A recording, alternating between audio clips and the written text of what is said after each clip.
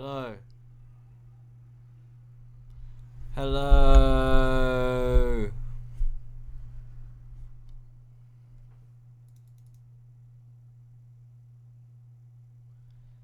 You look like you've taken LSD. A few times. How's it going? I want a house. I want a room with plants. I'll get one. Look What's how stopping you? I've seen this. I saw this cover for one song, and it's literally whole room is full of plants, and I was like, I need that. Look how boring my room is, man. White walls. It looks. You got a mirror though, so at least you have that going. Yeah, you There, gotta be there, you can great, sit but there and look stare at in your your own eyes. bro. I'd much rather take LSD and look at your setting than take LSD and look at mine. Yeah. Do you not Well, agree? yours. If you stare at a blank white wall, it's more of a tabula rasa then for your mind to enter Yeah. into, and Do so you you mean have like? that blank state to then expand into the infinite knowing. Yeah, that's what it does. And if you look at like a blank wall, it's just it's like your mind can produce anything it wants. Then it's like a blank slate, and often it's Yeah. more profound. It's more like a tapestry, as isn't it? Yeah, that's why I like being in very low light conditions. Yeah, that's what I find. The darkness is so bizarre on mushrooms and things. It's Hmm. like, oh, it's very strange. What's going on then? What's your pursuit on here? What am I? What's this? Chapter 11, Enlightenment. What Do book? not think that being enlightened is something special. To be enlightened is just recognizing one's own identity. If you ever declare that you have attained enlightenment, so it is because you found out who you are. But how can anyone be sure one is enlightened? When you don't know who you are, you will be in the shadow. When you know who you are, you will be in the light. But to know the totality of what you are, it is necessary to know the totality of what you aren't. And to know the totality of what you are not, you have to be it. How do I know it's like this? Well, it's not about me being right or wrong, but in making me understand and for you to understand what I said. You might even say that you understood what I said, and that even so, you think I'm wrong. In fact, if you understood what I said, you would say we are both right and wrong at the same time. At the same time? It's a book called Infinity and Paradox. Jesus. Um, it was originally written in Portuguese, and then this is the English translation. So it's a little wonky in a few areas. I'm not So I'm sure I thinking of grasped that whole thing that you said. I tried my best, but well, yeah, like I said, one, it's a Portuguese to English translation, and two, it's some deep stuff. that's pretty mad to be fair. Like Jesus. But yeah, I'm into all that. Like I've been. What's your take on like right? Because you like enlightenment, yeah, as your thing. There's a surprising amount of people on here with spirituality and that, which is quite cool. Um, but right, what is the thing? Because when I look into enlightenment, a lot of them allude to like, are you aware of the non-duality teachings in terms of no self, where there's like there's no self, Yeah. it's just happenings. Like what the fuck is? I understand it, and I did have an experience on some mushrooms. I'd done some guided meditation, and I get it. But what the fuck is that? Because from the outside, when people say, "Oh, there's no self," everyone's like, "You're chatting shit." You know what I mean? Like, Yeah, well, because those people are talking from within the illusion of self. Yeah, right. with the idea that they are somebody. So, would you? But does it not just technically define like how? It depends on how you define you. Like, because the only reason you need, obviously, it's useful to have the distinction as this is me and this is the external world, right? So that we can go, oh, that's what's your name? Well, we don't have to say, but you Oh, know, sorry, I interpreted it as a hypothetical. yeah, My name is Christopher. Christopher. My name's Baron. Hello, Baron. Hello. But you know what I mean? So it's like, but yeah, I understand, and I have had experiences where there's like, does it mean that you are the totality of your experience? Or is it that you just don't exist and there is only the happening externally? Or what the fuck would you say?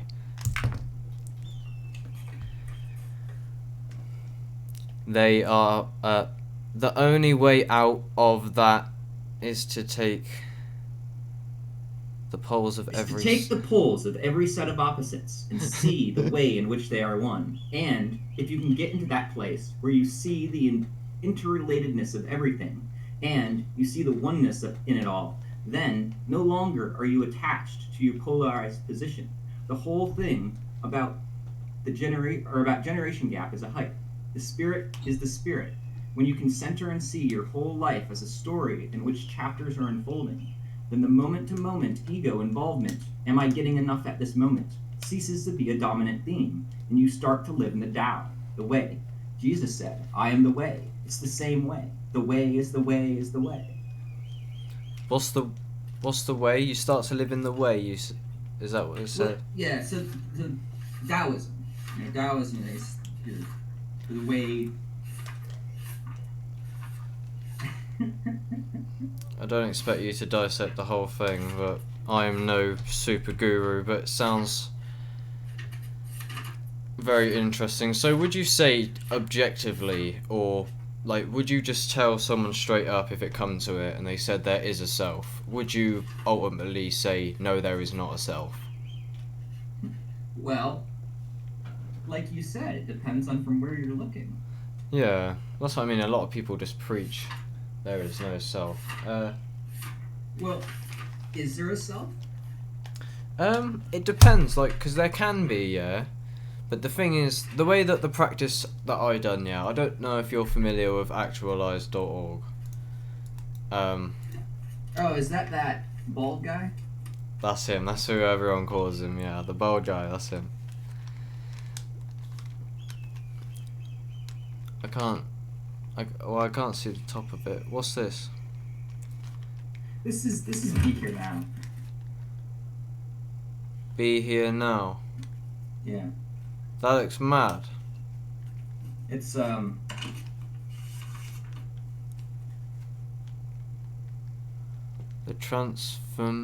I can't. It's fucked. Yeah, I know. Yeah. Transformation.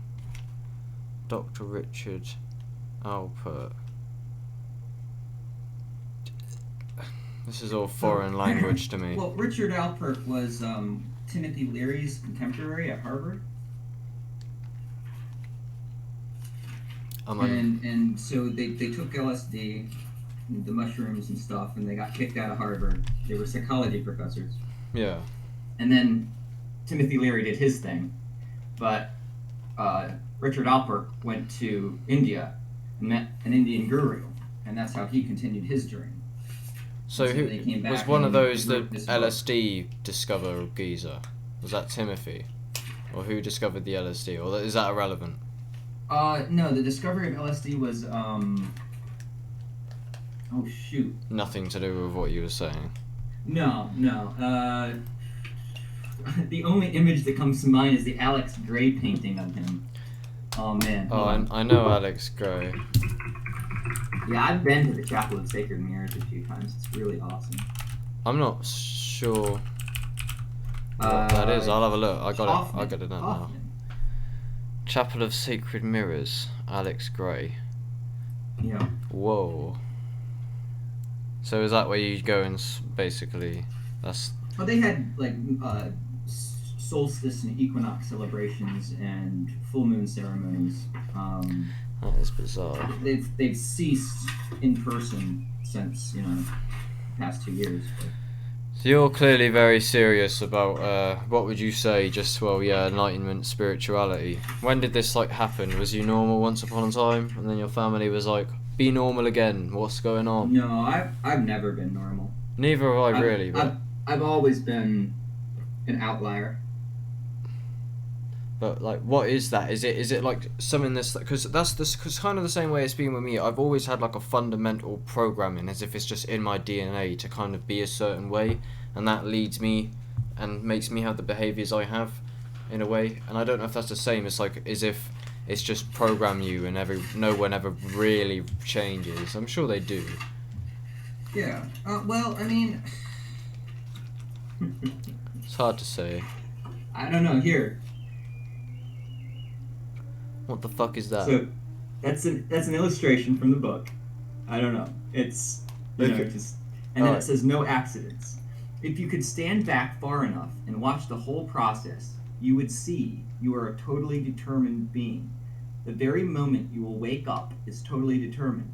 How long you sleep is totally determined. What you will hear of what I say is totally determined. There are no accidents in this business at all. Accidents are just from where you're looking.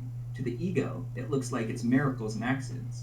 No miracles, no accidents. It's just your vantage point that you're sort of stuck in. So is that basically the notion of you're a spontaneous being, kind of? You go through the motion as if it's basically your destiny is set out. Is that what you're kind of saying, or like you're determined? It is in you've got a determined trajectory that you're going down, or Seems to be, as far as I can tell. yeah, Like, like an acorn. What's an acorn's destiny?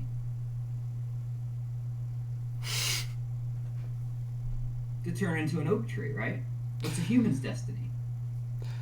Now, that process could be interrupted, or it might not even start. The acorn might fall in a river and just decay.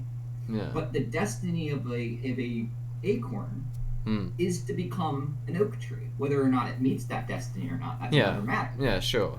I think I've heard this metaphor before. You were saying you have a particular set of program code DNA, and so the destiny of human beings is enlightenment. Is to become a vessel through which cosmic consciousness can experience itself in the world as a human. But why does it happen, yeah? Because do you not think, right, when it gets to awaken and enlightenment, and I've done probably like 50 mushroom trips and a good like 3 LSD trips, and I only say that because, I've been in them realms. I've been to deep places at least, and that's where my awakenings take place for the most part. But you know what I mean is when you get in that realm, all of a sudden you think that you see it, and you're like, oh, I understand, kind of, or what the fuck is it? Because it seems like, you know what I mean. It's like when you're enlightened, you think that you're the universe, and you think, and it's like, yeah, what the fuck is that shit? Unless you've managed to stamp out all seeds of the ego, well, the ego is going to immediately reassert itself as soon as the drug trip is over. And that's why a spiritual practice is important, because the substances are more akin to a helicopter ride up the mountain. So you're up there in the helicopter ride, it gives you a preview, it gives you a lay of the land, as it were. But then it drops you back off right where you took off from. And so then you're like, oh, so I've seen the peak of the mountain. I better start climbing. Yes, that's a good Yeah, that's way a to go-to say one. it. I've heard that a few times. Yeah. I've never heard that one. That's quite good, actually. Yeah, I understand what you mean. It's like it can show you the potential of life. That's for sure. Yeah, because and I that's what it heard did for me. something that Terence McKenna was saying. Like his takes are very profound, and he does not subscribe to any cultural note. He says, well, first of all, one thing he said is, yes, psychedelics are to escape, or this stuff is all to escape from the mundane and all this. Sure, and he says, they say life is not magic. He said they lied. It is magic because his reality is magic. Moment, yeah. He literally goes into he's literally chilling with shamans and shit like all the time, traveling around. I'm like, he's got a magic life, bro, and it is magic. It's just for some reason the Western. Where do you live now, if you don't mind? North Central Pennsylvania. I have no conception. It's borders New York State and Maryland, so it's north of DC. To the west of New York City. It doesn't really mean much to me. I feel uneducated sometimes about a lot of things. It's the eastern side of the United States. Yeah, Northeast okay. United States. Yeah, fair enough. How is it like in terms of what's your take on like the West? Because, well, I don't have to say much more. I'm sure you understand. Unbalanced. Too heavily locked into the intellect. What do you mean? It's like a polluted mind, like thinking addiction sort of. No, it's just unbalanced. There's not enough heart-based wisdom. What? So it's kind of How do you mean? Like the deepest? masculine feminine aspect. There's not enough of the feminine principle uh, in the mainstream. It's all about the logical, rational, dominant. I know what you mean about the logical shit, but it's difficult, right? Because there's some people who come out here and will try to deconstruct rationality and science, kind of. And when it comes to spirituality, it seems like they kind of have a fair point, but it's really difficult to communicate it. Have you ever heard about that sort of shit? Well, so ultimately we're attempting to communicate something that defies symbolization. So how do you communicate something that defies symbolization through using a symbolic language? Right. So that thing, what? I mean, even though you say you can't define it, what is that? Because I know what you mean, and I've heard it being referenced, and I understand. It's like the unspeakable. Yeah, it's what you are. But it's like you access it somehow, innit? And then when you're in there, you're like, and then you understand you can't tell anybody what it is. But it's like, what the fuck are you even going on about? Have you not just lost the plot, or what? You like, obviously, I get it. Yeah, so the narratives are just a layer. If you strip off all the narrative layers, that's what we're getting at. Are you talking about like the story? Rise to the narratives. The narrative is in what is it? The story or the thoughts, or what do you mean? Yeah, the story. So is the story, when you're talking about enlightenment now, are you getting it? Because I've only really recently started looking at like the non-duality shit. Is that what you're on about? Because when I had this first no self experience on mushrooms and this meditation thing, when I got into the no self experience through like heavy observation of like this sensory field, kind of, I realised that I completely stepped out of the paradigm of thoughts, kind of, and with that I was like, well, then it's kind of feels like nothing's ever happened. And I was like, it's weird because you're right, nothing has ever really happened. But it takes a minute to get into that space though, but I understand how it sounds fucking crazy. Well, yeah, it does, coming from the dominant paradigm of perspective that is endemic of the modern Western world, for sure. 100%. It's quite mad, isn't it, really? So what as a...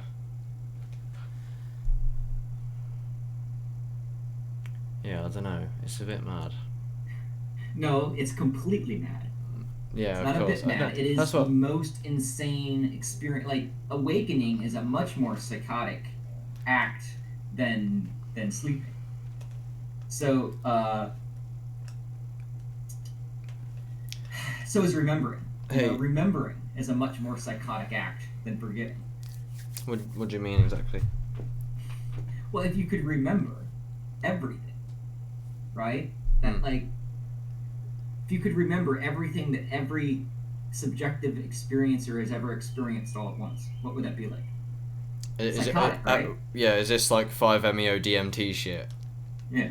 You smoke it and you're times a billion. I know what you mean. It's like, I've never done no DMT in that. Have you had experience with super DMT?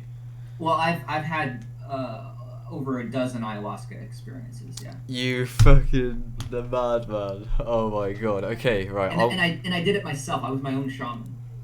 I did it like the first time I was in the bathroom, actually. What is it? Yeah. So I want to ask you about your DMT experiences, if you don't mind. But hold on, before we get to that, right? Do you not think that the psychedelics? Do you think, for the most part, if you approach them like in a mature way and you're careful and you understand the like spiritual nature of them, that they almost seem healthy? And when you have amazing experiences, I often realise this is essential. I feel like or do you not really feel like they're essential to you? But I feel like this shit is so, it's not I couldn't go without, it's just like, thank fuck that I done it. Because when I get into these new peak experiences, I'm like, oh my god, that was so profound, and that it feels healing when you have these deep spiritual experiences. Do you not agree? I cannot read that. At one point in the evening, I was looking in my shoulder bag and came across the bottle of LSD. Wow, I finally met a guy who's going to know. He will definitely know what LSD is. I'll have to ask him. That's what I'll do, I'll ask him. Then I forgot about it. The next morning at 8 o'clock, a messenger comes. Maharaji wants to see you immediately. We went in the Land Rover, the 3 miles to the temple. When I'm approaching him, he yells out at me, "Have you got a question?" and he's very impatient with all of this nonsense, and he says, "Where's the medicine?" I got a translation of this. He said, "Medicine." I said, "Medicine? I never thought of LSD as medicine." And somebody said, "He must mean the LSD." "LSD?" he said. "Acha, bring the LSD." So I went to the car and got the little bottle of LSD, and I came back. "Let me see." So I poured it out in my hand. "What's that?" "That's STP. That's Librium, and that's a little of everything. Sort of a little traveling kit." He says, "Gives you cities?" I had never heard the word city before, so I asked for a translation, and city was translated as power. From where I was at in relation to these concepts, I thought he was like a little old man asking for power. Perhaps he was losing his vitality and wanted vitamin B12.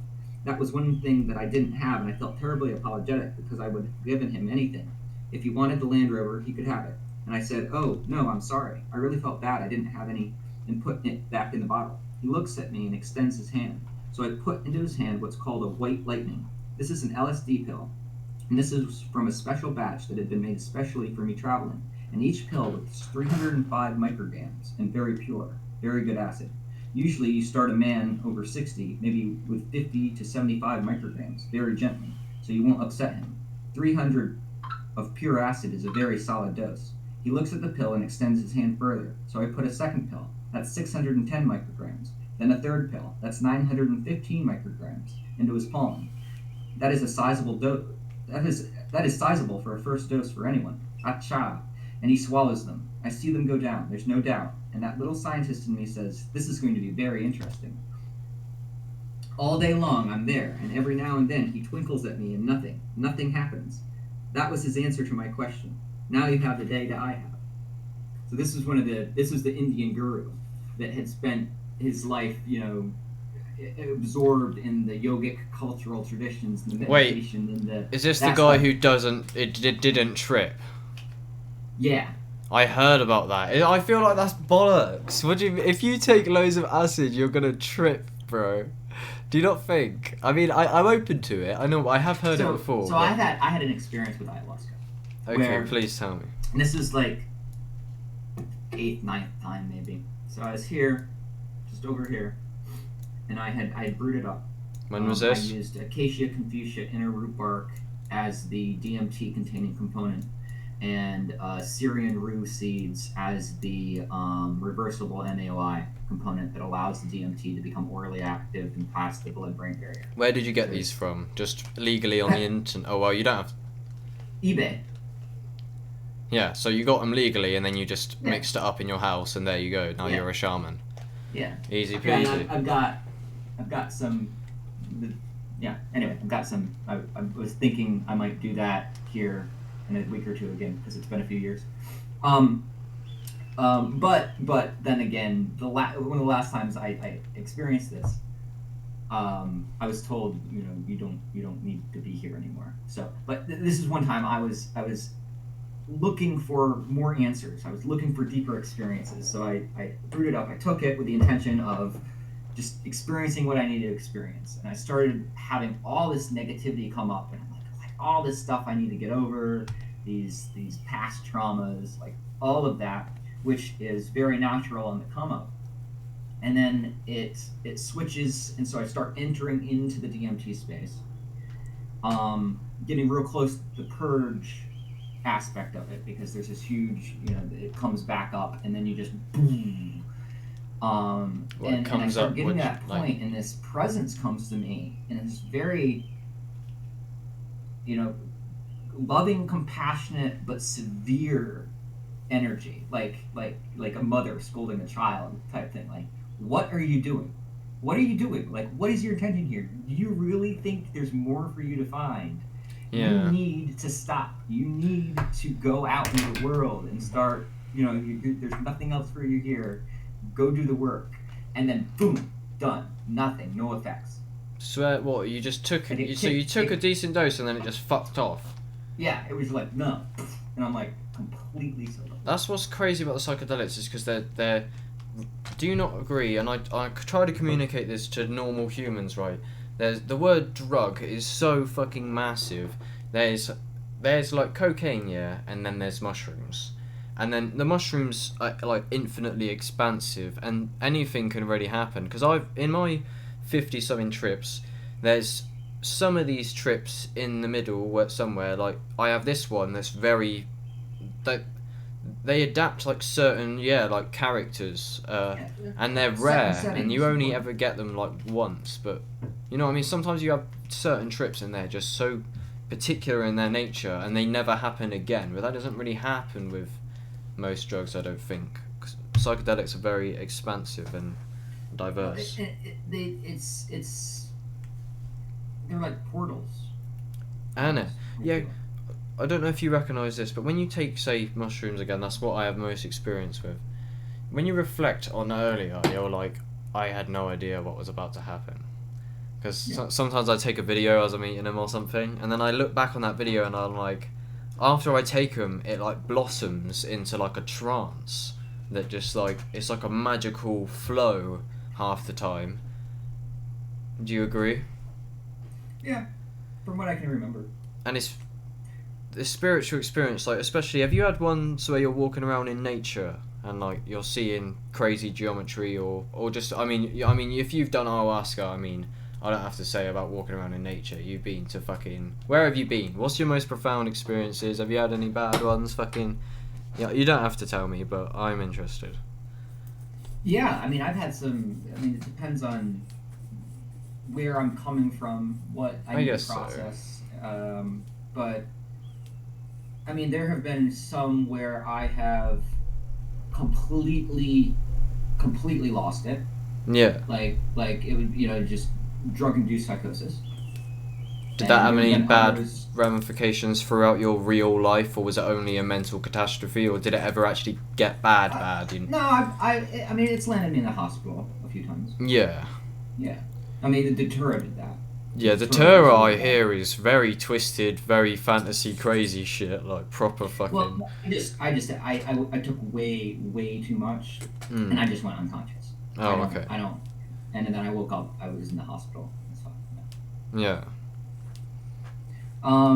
Yeah. So I've definitely pushed myself to the extremes because I want to know what my actual limits are, right? And so if I don't risk going too far, I'll never have a clear understanding of what my actual limits, where those lie, where the boundaries of what I'm capable of are. And so, having seen that there's a place past which I cannot go without losing cohesion, it's now been my goal to increase my fortitude on all levels, so that the next time I encounter such an experience, my ability to retain my cohesion is increased. So is that, I don't know if I fully understand, so do you mean you're trying to basically maintain your awareness throughout, like what do you mean? Yeah. Like... Well, the awareness, but also sense of that sense of an individual personality, right? So that ego structure gets dissolved. And so if the ego structure gets dissolved too much, you can't enter these other realms because you don't have a vehicle through which to access them. Yeah, it's like you don't have the desire. Absolute, sure, like complete dissolution of the ego. You're there at the beginning, end of time, one with everything. Sure, but that loses its interest enough times. Like you're there, okay, I'm here, one with everything. I know I'm God. I know I'm the creator of everything. I know that everybody that I ever interact with is also a manifestation of that one infinite creator of which we're all a part. Sure, that's boring though. That's why we decided to create these the diversity of experiences, so that I could sit here and have you mirror part of myself to me, and I can sit here as a mirror to you, and then we can create whatever we're creating and lower the overall entropy of manifest reality. Yeah, so in terms of actual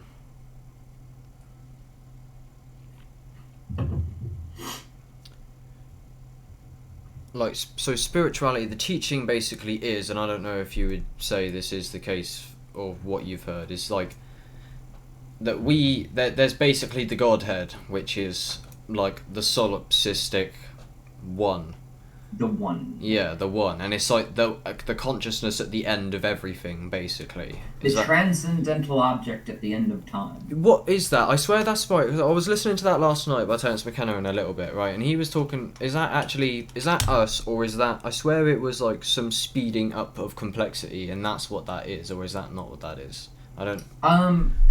We are already the transcendental object at the end of time. Each of us is moving towards identity and association with that transcendent state. Oh, okay.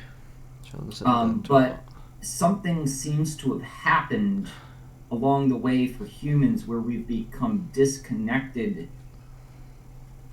at least in appearance. So there's been some sort of veil that has disconnected our present awareness from our origin, from our source, from our identification with the One, with our identification with God, so that we don't have the capacity to expand our awareness to the end of time because we're not grounded. So we're kind of like drifting and looping, and so there's not an expansion that can happen because we're not anchored into the absolute. It's like nobody, I mean, socially in the West anyway, it's like no one's especially united by anything. And the good thing about spirituality which is why it was, I'm glad that it's recognised and there is ways to access and talk to people like you, because, fuck's sake, I think I forgot what I was saying. I'm so shit. What was I saying at the start? You were talking about the lack of a unifying vision or common narrative that binds people to each other, and you're saying that it's good that we have these channels by which to connect because... Yeah, why was I saying that? I'm so shit. Fuck's sake. I always forget what I'm saying. It's because I smoke way too much weed, and it's like, I don't do it when I'm sober. Right, you're not grounded in something because nobody's universally connected to anything. It's like, yeah, everyone's just like, there's no, everyone in the West is like the same, and we all subscribe to like a materialistic paradigm, but nobody actually seems to really think about fuck all. They're just like, oh, it's just like, what do you mean profound? This is just fucking, it's just reality. What do you mean, bro? Like, yeah, well, because it's so disconcerting. Like, because people would rather have a false answer than no answer. Yeah, and it is kind of like people think you find safety in spirituality as if it's a religion, but it doesn't actually tell you anything like that at all, does it? It's like it's the opposite, and it's actually difficult because it. At first, it's very.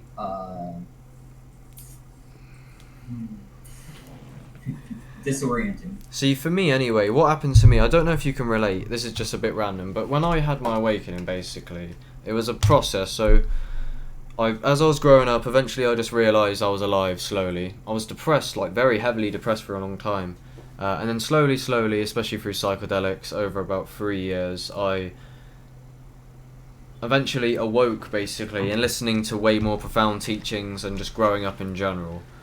And then I got to a point where like I realised like, the spiritual teaching and the true nature. And it's almost like at that point, when it's almost like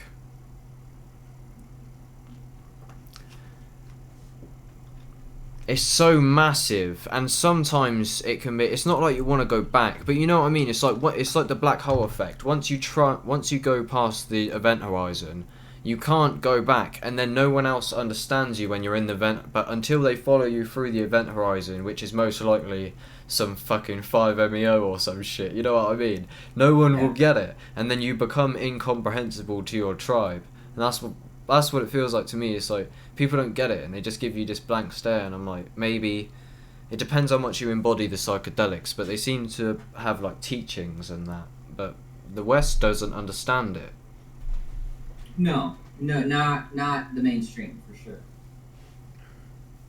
And there also seems to be a force that is attempting to prevent that understanding from percolating through the culture. Yeah, so what do you think that is exactly? Do you think that's like a set out? Do you think that's some mad conspiracy? It's fear. It's fear manifesting. It's fear of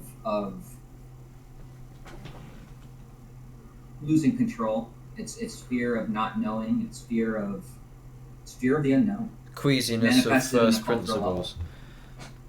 Look, what I was going to say about when I had my awakening is afterwards, when I had my awakening and I literally turned into like Messiah mode through like way too many mushrooms, and like it'd been a while, I felt I'd matured, I was listening to mad, but when that happened after a while, it's like I shut down, and I think that was fear, but it was like, it felt almost like, because now I see the potential, and like, you know, and I had I had boundary dissolving things of no self.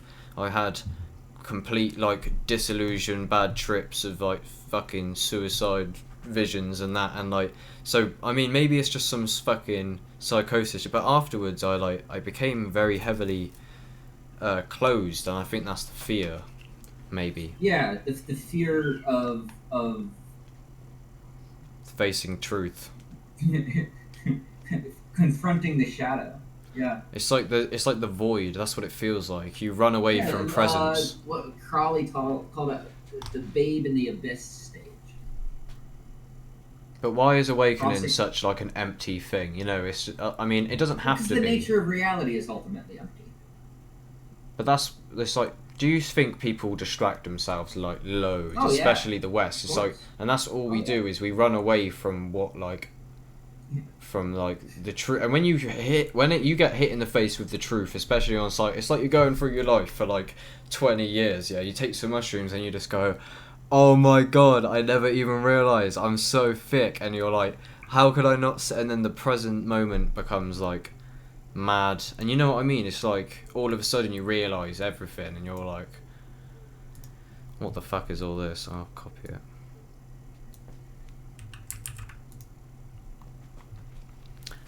There's only one instant, and in this instant, God is asking us whether we want to be one for the eternity. Time, then, is just our constant saying no to God's intervention. Invitation. I think I'm shit at reading, I can't lie. I think I'm just bad at... I think a lot of it's the weed, though. It's like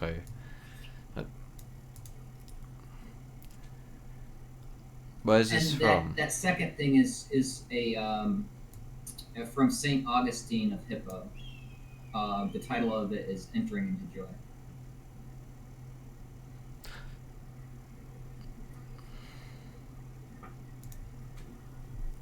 So what has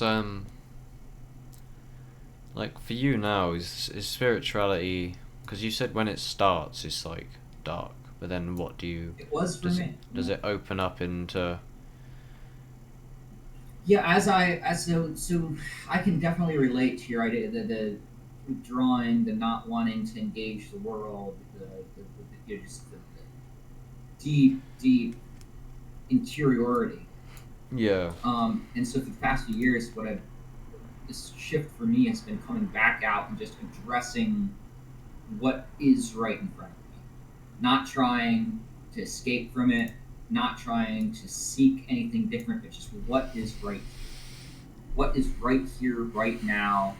What am I thinking about it? How am I feeling about it? Just not judging it, not being like, oh, I shouldn't.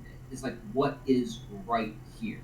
What is present in my, and eventually, in confronting that, what comes up is all this shadow stuff. All these things that I hadn't been looking at, the subconscious, the automatic responses, the trauma, right? The trauma that had to be looked at and healed and forgiven and integrated so that I could then have more agency in this world. So I could have access to a deeper amount of creativity, of intuitive knowing, of just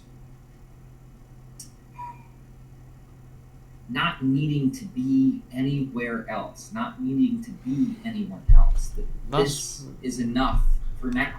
that knowing that this too shall pass, and just being able to find the joy as much as possible in every moment.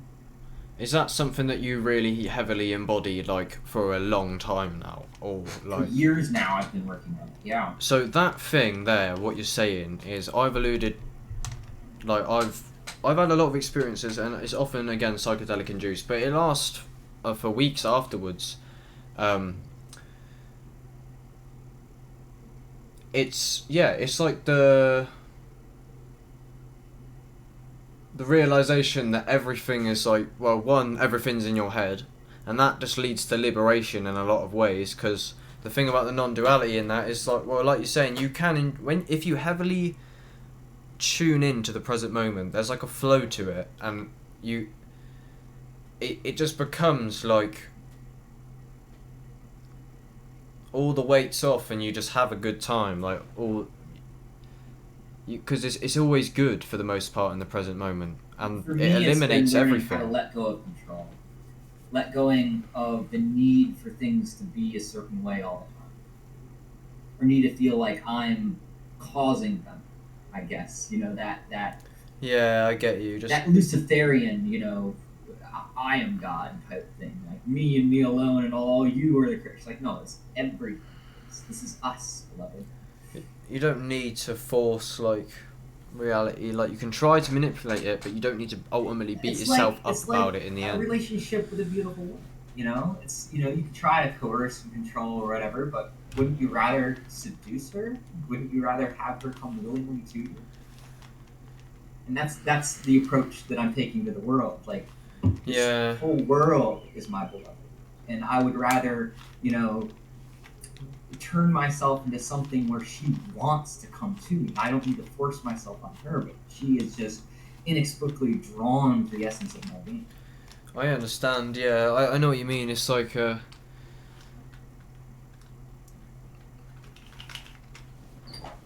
And it's a playfulness, right? it's like when you slow down, it's like courtship. you don't even it seems like it's almost like there's like a fundamental paradigm in a lot of people's minds that when you just change, like, and slow down and become more mindful and live a more enlightened life, when that happens, it's like most of your problems dissolve. Yeah. And All then of them. so how exactly do I because I don't know if you care, but I mean, if you're living in that present moment, and how are you in terms of, like, do you embody, like, joy consistently, and are you literally No, not particularly. No, Is it still I've hard? been going through a lot of. I mean, this year has all been about the shadow for me. Yeah, And so it it's still all is the case. latent rage, the jealousy, the envy, the despondency, the loneliness, it's just all those ugly aspects. Yeah.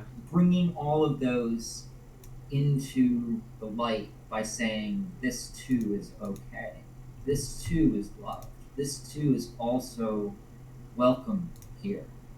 And by doing so, it dissipates its power and influence. It's those things are also aspects of what we are that want to be seen and recognized and shown love and shown acceptance. And as we cultivate a deeper sense of presence and loving kindness and acceptance and refusing to give in to fear, allowing the fear to arise but to pass over us and through us, um, it, it dissipates, and then we have more energy available to be of service to the beloved, which we all are ultimately.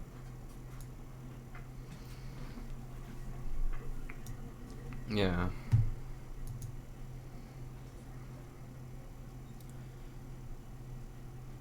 But it's going to look different for each fragment of the fractal. Each path is unique. The destination is identical, sure, but each fragment must be given the freedom to choose how it wishes to make its way back home and realize it never really left. that it's right here, right now, in this moment, and always has been. It's always available. It's just what is getting in the way? What is blocking that perception from? So what do It's you? so simple we overlook it, right? But it's so hard to communicate at the same time, and it's like, but it's like, Yeah. but You can't communicate it through language. a lot of cultures There's no don't way need the to communication. It's just the West, or a lot of people. A lot of people just don't get it. But then there are just a lot of cultures that are way more mindful. Yeah. So what is it that? Because I assume you're alluding to essentially, like you say, there's like basically the infinite Godhead, and then there's this, which is like the finite off branches and shit that like. Yeah. But it. And then like there's like I have a picture of like the realm almost that I'm sure is just completely wrong, of course, but Well, it's always going to be limited, right? Any model is not it. Any model is going to exist as a finite aspect of the within this thing that we are alluding to. yeah.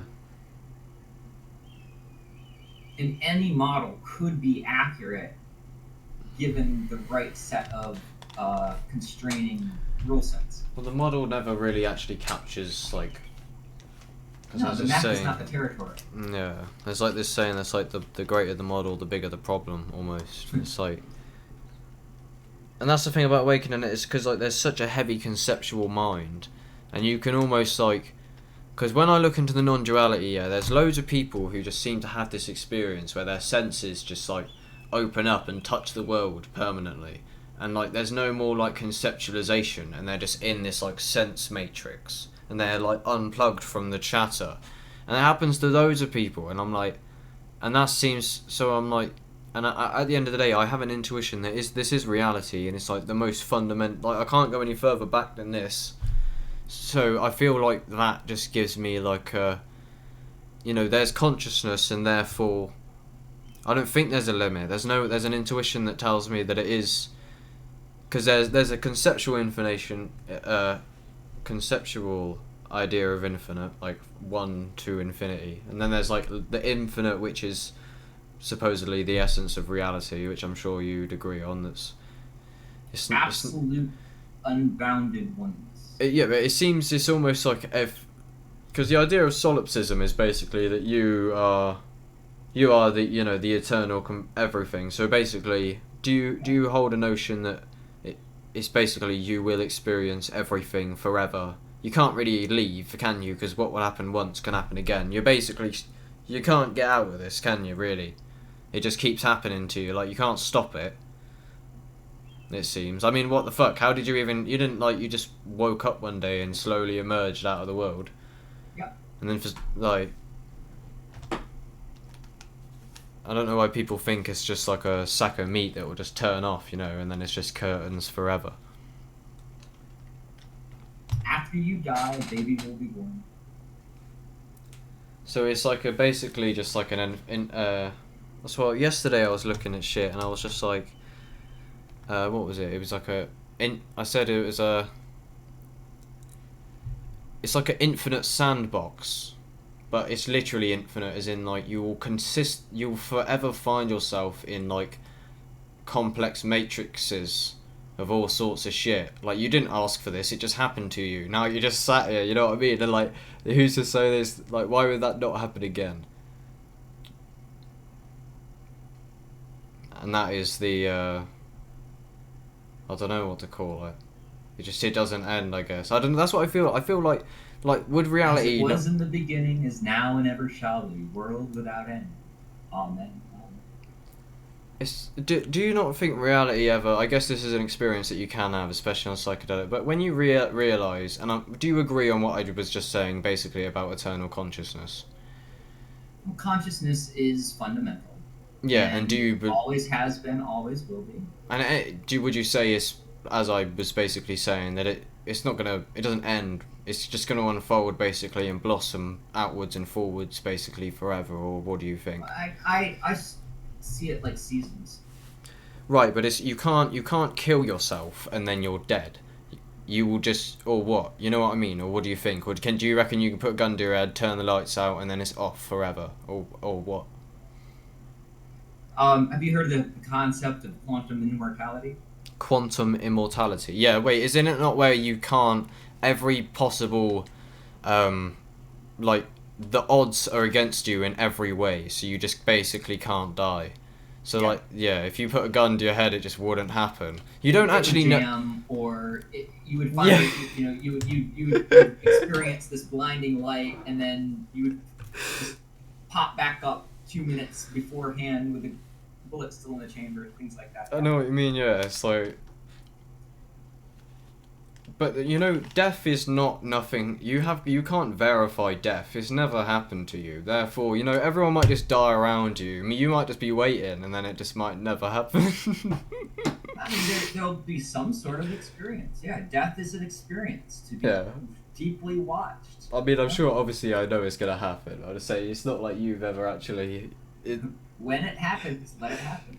I'm almost like, I said this to some girl, yeah, I was almost like getting with some girl, talking to her for a while, and this is why I just can't get a missus almost these days. But, I mean, there's other reasons, sure, but it's because no one's on this spiritual stuff. But this one wasn't too bad, but I just said to her, I said, I'm almost excited to die, and she looked at me like, what the fuck? Now, I meant that in the way of like, because I'm sure it's almost probably going to be like a fireworks show, or maybe not. Like, I'm sure it's not going to be literally a fucking cellar, but that's when death. If you're consciously sat there going, right, here we go, that's the moment when you're going to find out, innit? I mean, something's going to happen. I mean, it must.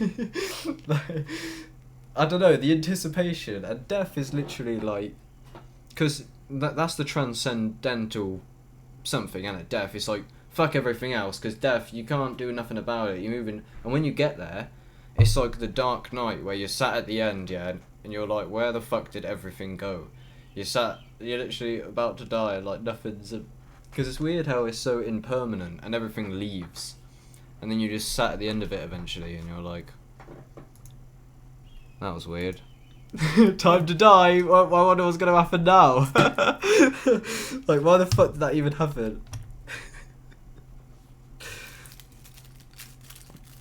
Do you think there's a meaning to it? Love. Love.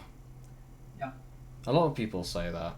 It sounds weird, but it's like people get so weird about, because every time I was just watching Jordan Peterson. I know do you know Jordan Peterson? I've got his 12 rules for life on the shelf. Yeah, right. So I was just H3, I don't know if you're familiar, was just taking the piss out of him, saying that he's lost the plot, which I would agree with H3, yeah. Really? Yeah. Do you have like are you like what's your stances on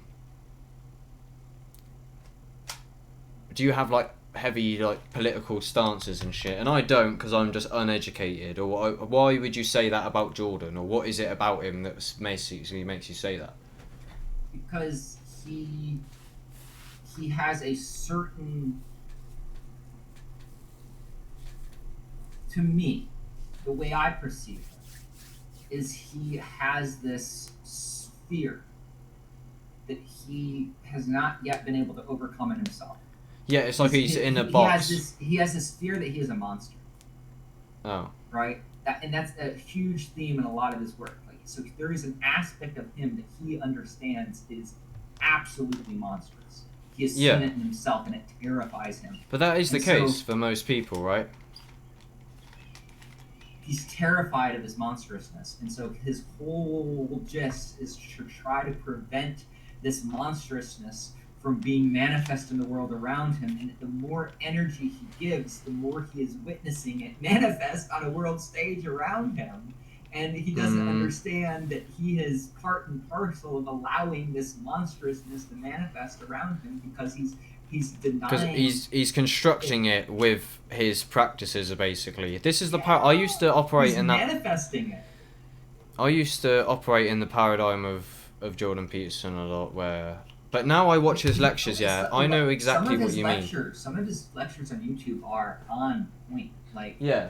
But I know exactly what you mean. I watch his stuff now, yeah, and I understand what he's saying. It's a very down-to-earth Western practical, you know, 1, 2, 3. It's not like hippy dippy. However, do you not feel like he literally misses something so fundamental? And again, it just seems it's hard to say. But when you have these teachings, you're like, you're missing something. Because it's something underneath all of that. You don't just go 1, 2, 3. I mean, you can, and I was the exact same paradigm, because I was super depressed, right? Which you could say is the reflection of the monster within me. And then when I found Jordan Peterson, I was young. That's what I used to define my practices as. Is the meditation, the cold showers, the whole traditional self-help shit. It's like, I found these things kept me away. So it was like negative motivation from this that I don't want to be in anymore. The monstrous. Yeah.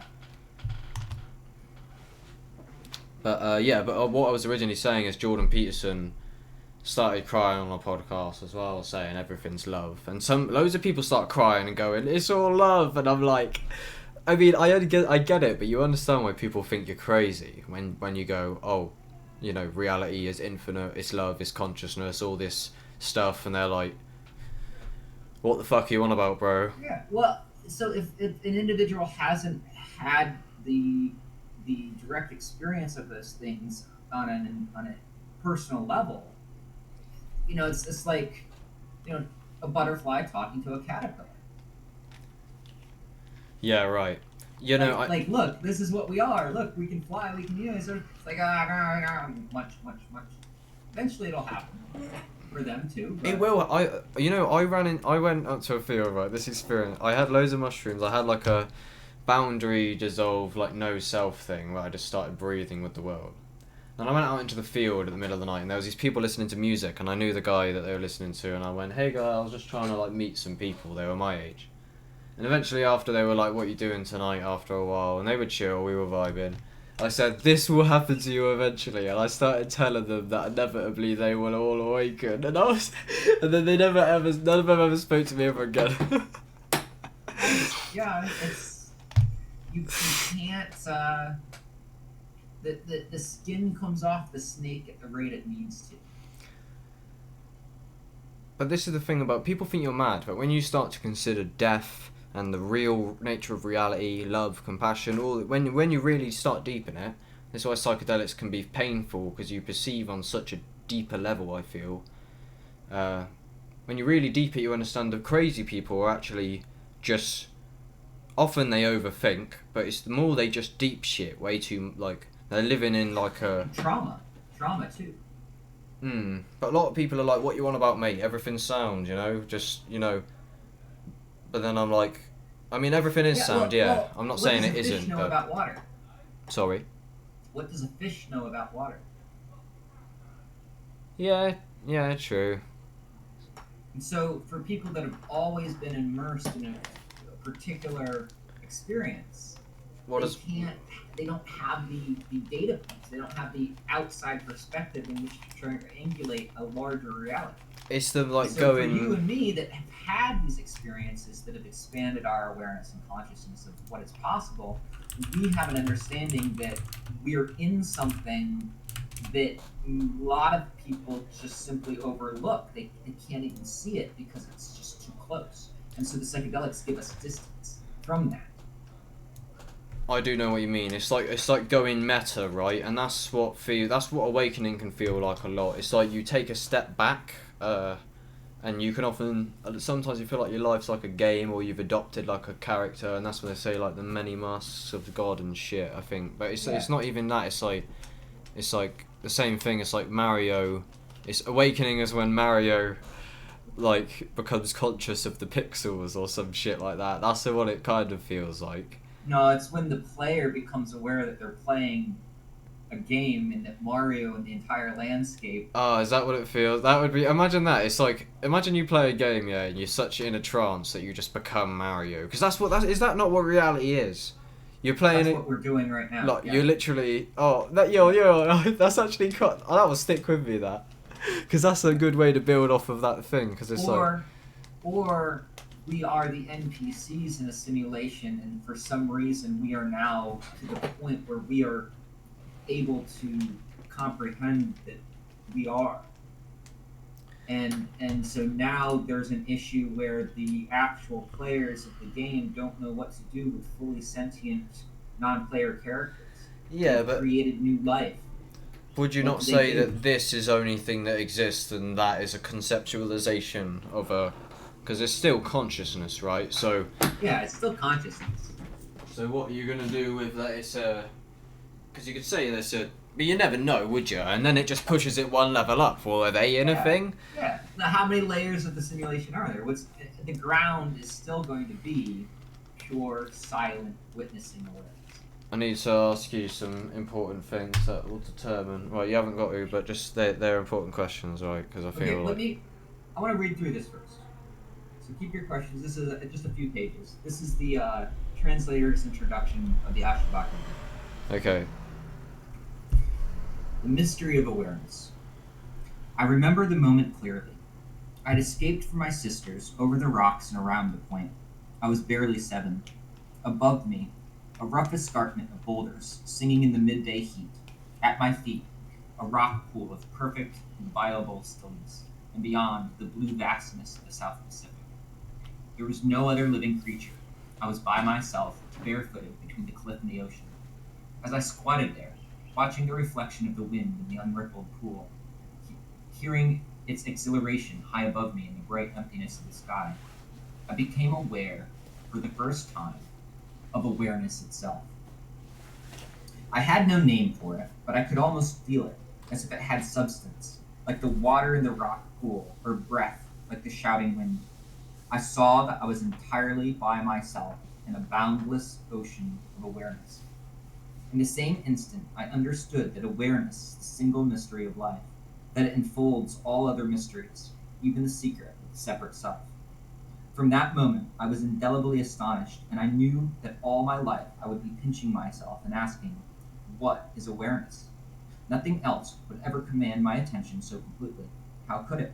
For nothing else mattered next to the constant pressure, the single compulsion of this mystery. A quarter of a century went by, and one day my teacher placed in my hand a copy of Makuji's edition of the Ashtabaka Gita.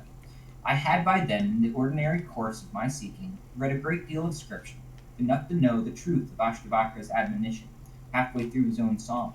My child, you can talk about holy books all you like, but until you forget everything, you will never find yourself. Understanding the vanity of scripture, I hardly expected Ashtabaka to solve in a single epiphany the mystery of awareness. And yet, as I read his spare and simple verses, I felt that here, at last, were words which in some measure consumed my astonishment. They spoke so directly and so modestly. They seemed so austere and yet so generous. I found myself once more a child of 7, tipped between the sea and sky, but hearing now in the wind's exuberance a clearer music, touching the heart of the mystery. What is the rising or the vanishing of thought? What is the visible world, or the invisible? What is the little soul, or God himself? Awareness, pure awareness, the clear space, the sky, the heart of awareness. Ashtabaka's words begin, after almost everything else has been said. They barely touch the page. They are often on the point of vanishing. They are the first melting of the snow high in the mountains, a clear stream flowing over smooth and shining pebbles. Theirs is the radiance of the winter sky above Trishul, Kailash, Annapurna. My Satguru, Neem Karoli Baba, called the Ashtabaka Gita the purest of scriptures. All its beauty is in the transparency, its enraptured and flawless purity. It is written as a dialogue between King Janaka, the father of Sita, and his guru, Ashtabaka. But this is just a literary device, unsupported by any internal drama, and I have done away with it in my version. The Gita has only one voice, Ashtabaka's, a voice of singular compassion and uncompromised clarity. He is not concerned to argue. This is not speculative philosophy. It is a kind of knowledge. Ashtabaka speaks as a man who has already found his way and now wishes to share it. His song is a direct and practical transcript of experience, a radical account of ineffable truths. He speaks, moreover, in a language that is, for all its modesty, physical and direct. He is not abstract, though some translations, laboring to render his special terms faithfully, make him sound difficult, even abstruse. On the contrary, Ashtabaka is very simple. We are all one self. The self is pure awareness. This self, this flawless awareness, is God. There is only God. Everything else is an illusion. The little self, the world, the universe, all these things arise with the thought I, that is, with the idea of separate identity. The little I invents the material world, which in our ignorance we strive hard to sustain. Forgetting our original oneness, bound tightly in our imaginary separateness, we spend our lives mastered by a specious sense of purpose and value, endlessly constrained by our habit of individuation, the creature of preference and desire. We continually set one thing against another until the mischief and misery of choice consume us. But our true nature is pure and choiceless awareness. We are already and always fulfilled. It is easy, says Ashtabakra. You are the clear space of awareness, pure and still, in whom there is no birth, no striving, no I. Then how do we recover our original oneness? How do we dispel the illusion of separation? Some commentators suppose that Ashtabakra is really not concerned to answer these questions. For them, his Gita is a transcendent confession too pure to be useful. Others see it as earnestly didactic, a manual of conduct. Both are right. Ashtabakra is indeed wild, playful, utterly absorbed in the self. Since words are of the mind, which arises only to obscure awareness, words are indeed folly. And who would teach folly? Ashtabakra would. His is an eminently compassionate and practical madness. Even while cutting the ground from under our feet, he shows us at every turn what to do. With a crazy solicitude, he tells us how to end our self-estrangement. Be happy. Love yourself. Don't judge others. Forgive. Always be simple. Don't make distinctions. Give up the habit of choice. Let the mind dissolve. Give up preferring and desiring. Desire only your own awareness. Give up identifying with the body and the senses. Give up your attachment to meditation and service. Give up your attachment to detachment. Give up giving up. Reject nothing. Accept nothing. Be still. But above all, be happy. In the end, you will find yourself just by knowing how things are. It would be perverse and humorous to suppose that just because Ashtabakra, with his irreducible non-dualism, considers meditation merely a distracting habit, he means us to abandon our practice. Of course, from the perspective of unconditional freedom, where nothing makes any difference, meditation seems a comically self-important waste of time. But Ashtabakra makes it plain. The moment a fool gives up his spiritual practices, he falls prey to fancies and desires. God help the seeker who presumes that since he is already and always fulfilled, he can give up trying. It is all a matter of knowing. We are all indeed already perfect, but until we know it, we had better deal with our ignorance. And that can't be done by just listening to words. It requires sadhana, trying, doing what we do not wish to do. It means long, hard, self-effacing work. The heart of Ashtabakra's advice is not to give up our practice, but to abandon our strenuous indolence. Striving is the root of sorrow, he said, but who understands this? Look at the master, he says, who is lazy. He has trouble even blinking. He certainly does not run around puffing himself up looking for God or liberation, busily making excuses for not finding himself. Dealing with our ignorance also means, for almost all of us, finding someone like Ashtabakra to help us. We cannot easily break this spell ourselves. Here again, Ashtabakra is very practical. At least half the book describes the nature of the master, the man who has found his way. It is an austere and enchanting portrait. The master is a child, a fool, a man asleep, a leaf tumbling in the wind. Inside, he is utterly free. He does exactly as he pleases. Rules mean nothing to him. He doesn't care who makes fun of him, because he's always playing and having a wonderful time. He lives as if he had no body. He seems to walk on air. He is unsmudged like the clear sky or the smooth shining surface of a vast lake. Because we are all subject to the dualities which he has transcended, we glimpse his nature only through paradox. He sees, but he sees nothing. He sees what cannot be seen. He knows, but he knows nothing. He sleeps soundly without sleeping. He dreams without dreaming. He is busy, but he does nothing. He is not alive, nor is he dead. His secret, and the ultimate paradox, is that he stands on his own. He is completely by himself. Only by an absolute independence has he discovered his absolute oneness with all things. Who is this Ashtabaka? This uncompromising poet and saint?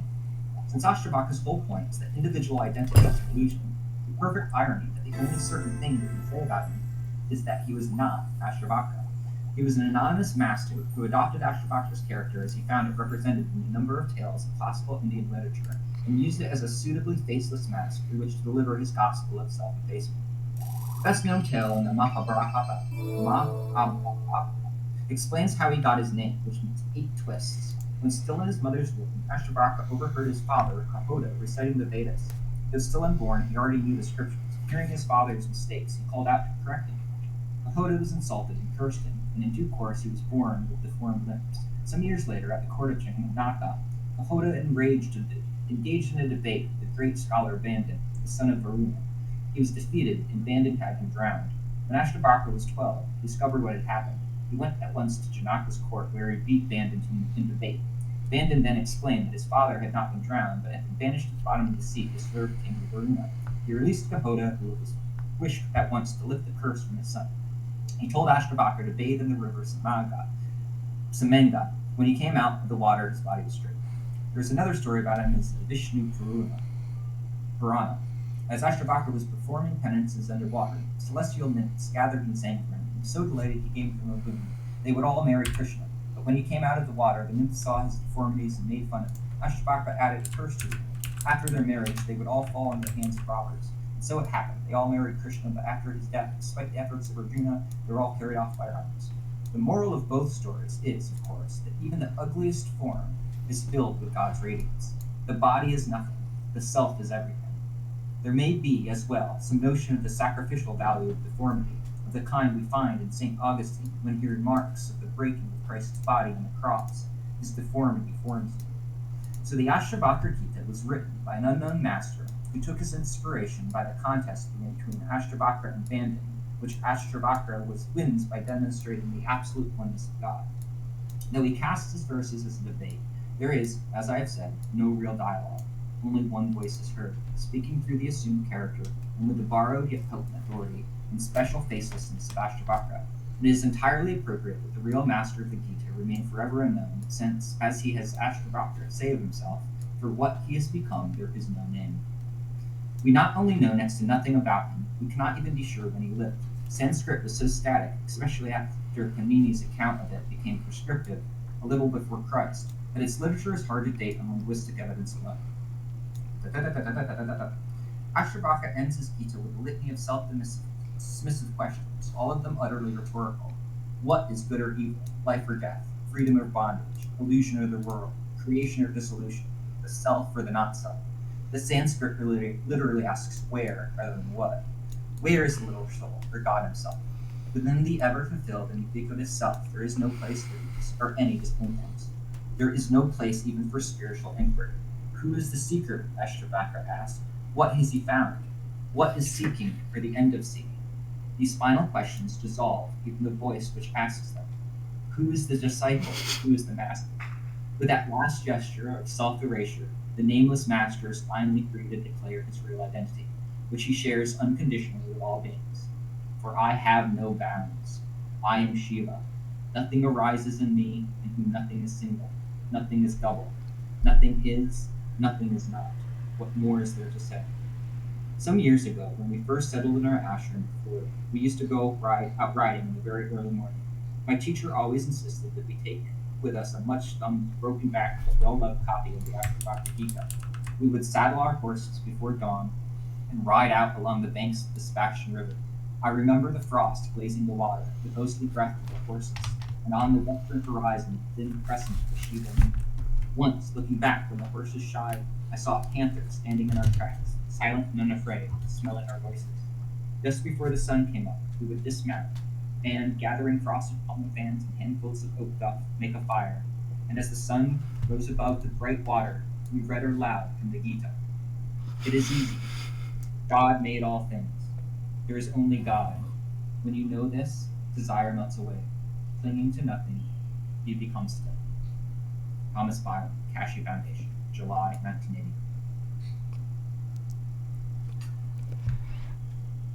That was amazing. Thank you.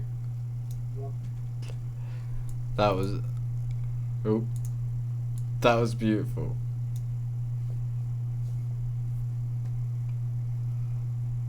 Can you see the book, like the actual, what it looked like?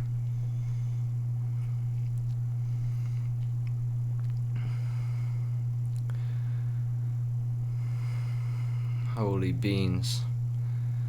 Thank you for your knowledge. Do you read a lot? Still don't. I don't read too much. I wish I read some. I don't know any of them. This is the one I'm currently working on. It's Thomas Campbell's My Big Theory of Everything. That's large. Hey, do you have Instagram or anything? Or well, you don't? Discord account. Yeah. What you got? Do you want to send me it? You don't have to, but Yeah. this is mine. I don't know if you can see it. Try and hold on. Where is it? Let me get your number. Where's that fucking code? It's normally next to the name. Well, you click on the name and then click on the little, so your name down in the corner, and then the little copy icon next to the user. They changed it. Usually, before you could just click on your user name. Yeah, I just don't know where the fuck it is. It's not in settings. Where is it? So down in the lower left-hand corner, click on your username. Click there, and then click on your username. Or maybe it's the icon off to the left or the right of the username. No, I sent it.